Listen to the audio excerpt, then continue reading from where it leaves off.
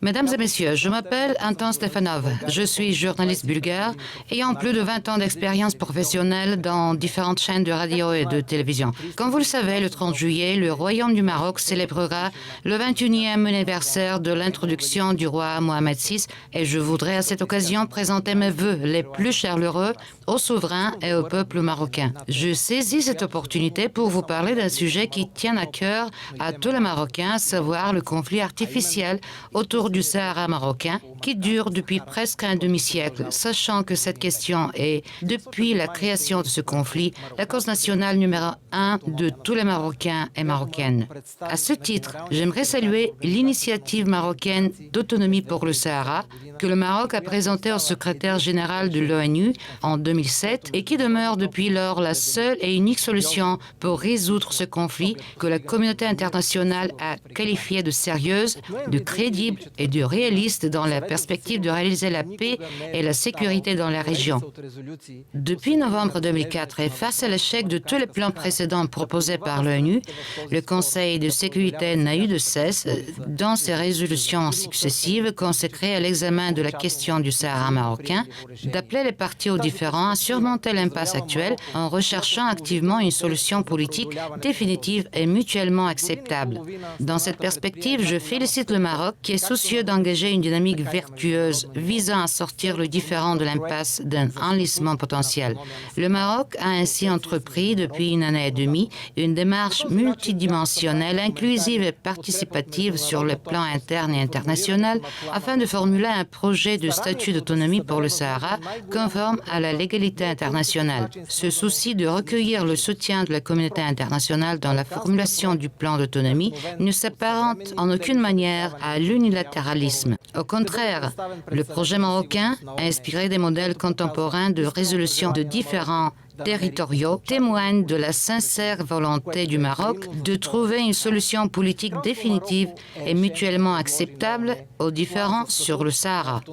Ce faisant, le Royaume du Maroc est déterminé à proposer aux Nations Unies un plan de statut d'autonomie pour le Sahara dont les axes principaux sont le maintien du territoire sous souveraineté marocaine, la mise en place d'institutions locales représentatives permettant l'exercice des droits politiques, sociaux et culturels des populations des provinces du Sud.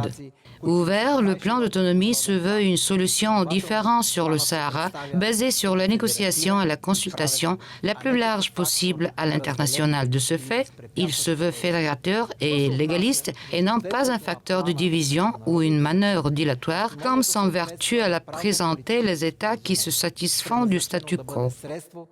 Concernant la conformité avec la légalité internationale, l'autonomie correspond à un arrangement juridico-politique destiné à être un moyen de diffusion et de répartition du pouvoir afin de préserver l'unité d'un État tout en respectant la diversité de ses composantes. Les statuts d'autonomie politique territoriale permettent l'octroi à un groupe distinct de la majorité de la population d'un État, constituant néanmoins la majorité dans une région spécifique, un moyen d'expression de son identité.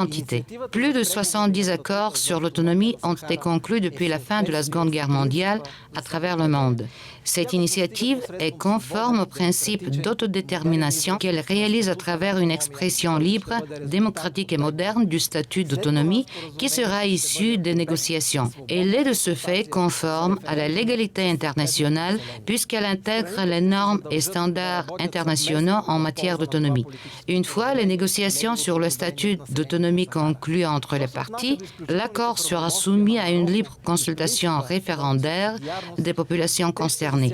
Les parties s'engageront à œuvrer conjointement en faveur de cet accord politique et de son approbation sur les populations du Sahara. S'agissant des compétences exclusives du Maroc et du principe de la subsidiarité, elles concerneront les domaines régaliens, en particulier la défense, les relations extérieures et les attributions constitutionnelles et religieuses du roi Mohamed VI. Les relations extérieures constituent un domaine où l'État marocain consultera la région autonome du Sahara sur les questions qui se rapportent directement à ses attributions. Il est également prévu que la région du Sahara développe des liens de dialogue et de coopération interrégionale avec les régions étrangères. Un délégué du gouvernement exercera les compétences de l'État dans la région autonome du Sahara. L'initiative marocaine pour la négociation d'un statut d'autonomie de la région du Sahara accorde une place importante du principe de subsidiarité puisque les compétences qui ne sont pas spécifiquement attribuées seront exercées d'un commun accord sur la base de ce principe.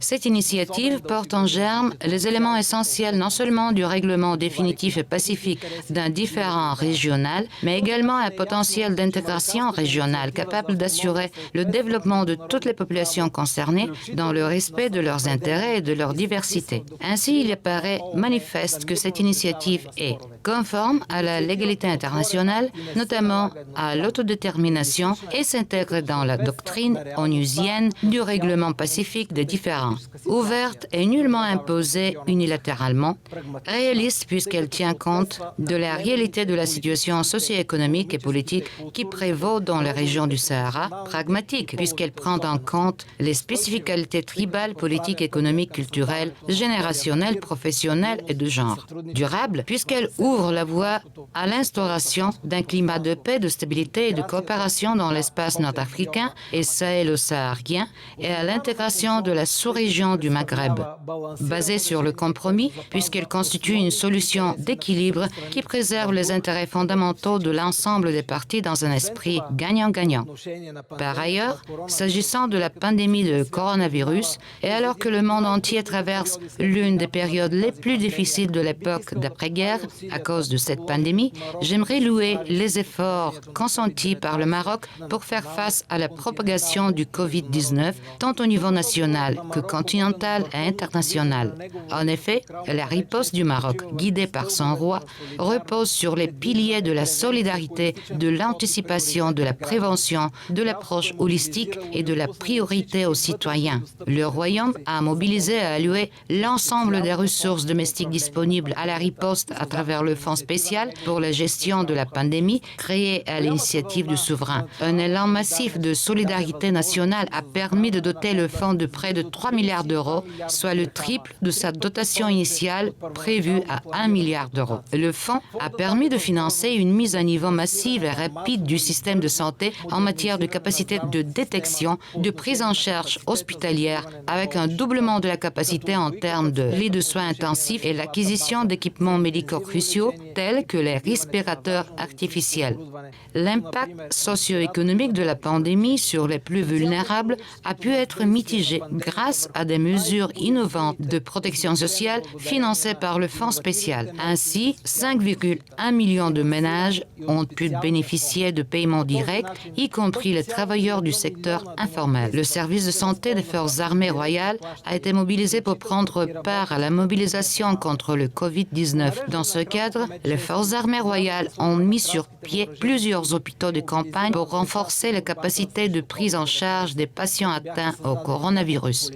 L'industrie nationale a été mobilisée dans l'urgence pour produire des équipements de protection individuelle, en particulier des millions de masques couvrant les besoins de toute la population.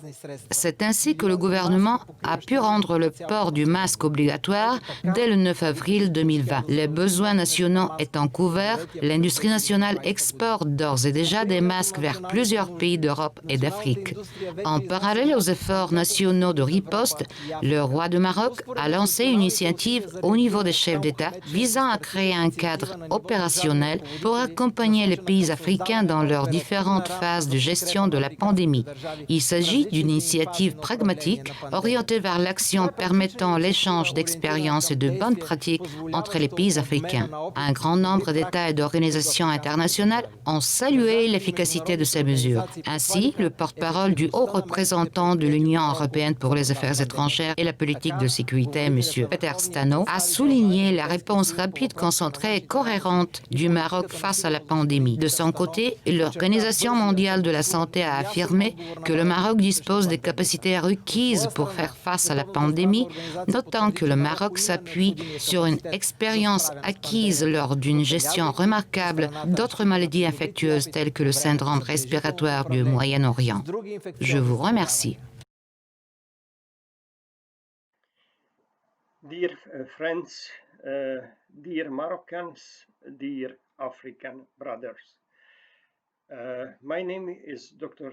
Joseph Steyer. I'm expert of different scientific matters, including environmental protection, climate mitigation, agriculture, renewable energy, and some other questions. I spent several years, half of my life in Africa, and the specific Africa Day in 2020, combined with the COVID-19 epidemic situation, gave me an idea to make a short summary about the past, including my 5 years mission in Morocco, where I had an occasion to start with a specific greening project, both for Morocco and perhaps for the Sahara. This 2020 is a very specific anniversary, both for Africa and for the human being, because the COVID-19 changed some rules and underlined a very important cooperation for fighting pandemics in Africa in cooperation. Morocco gave a very nice example as His Majesty King Mohammed VI offered a complete and complex aid for several countries, while Morocco also has been fighting with the pandemic. During my stay in Morocco, I had opportunity to visit the whole countries from the north down to the south. And of course, another problem came into my view, so to say, concerning the regional dispute on the Moroccan Sahara with Algeria. And I need to underline something for both, for Africa, for Morocco. It is necessary to find a final solution and I would like to refer to a very important statement which was given by His Majesty in 2007, and this is a Moroccan plan for autonomy in the region.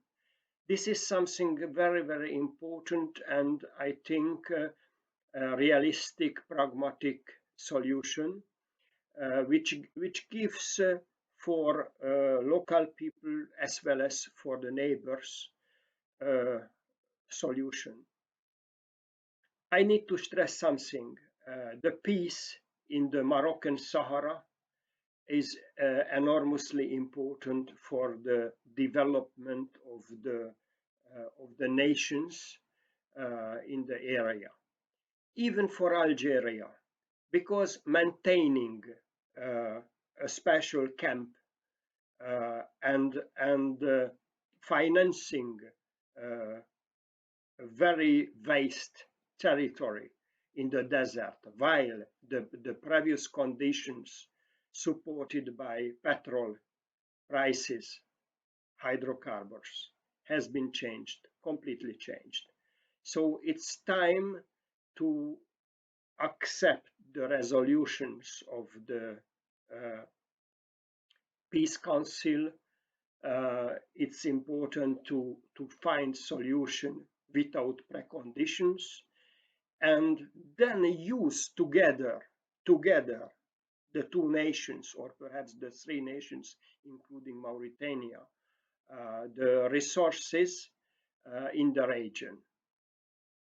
It's time to go ahead because Morocco has a very, very solid background to be a starter engine for the whole continent, for the whole Africa. With the high tech Morocco accumulated in the past 15 years, 15, 20 years, Practically, he's leading the high-level solutions on the continent. The banking sector, the agricultural know-how for the continent and support on the phosphate side, and the many other supportive possibilities are to be used together on the continent.